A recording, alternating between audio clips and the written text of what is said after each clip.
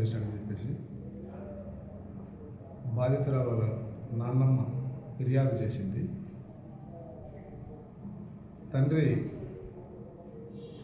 సుమారు 12 సంవత్సరాల క్రితం మొదటి భార్య చనిపోయిన తర్వాత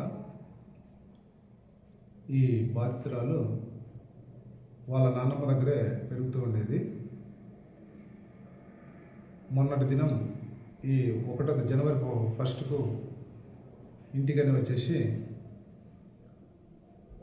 బాలికపై తన తండ్రి అత్యాచారం చేసినాడని చెప్పేసి వాళ్ళ నాన్నమ్మ ఫిర్యాదు చేయడం జరిగింది. దాని మీద ఎఫ్ఐఆర్ చేసినాం, ఫోక్సో యాక్ట్ కింద.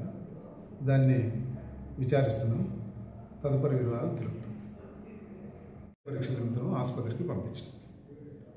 ఇంతకుముందు ముద్దాయికి సంబంధించి కూడా ఇంతకుముందు ఎలాంటి కేసులు ఫిర్యాదులు లేవు.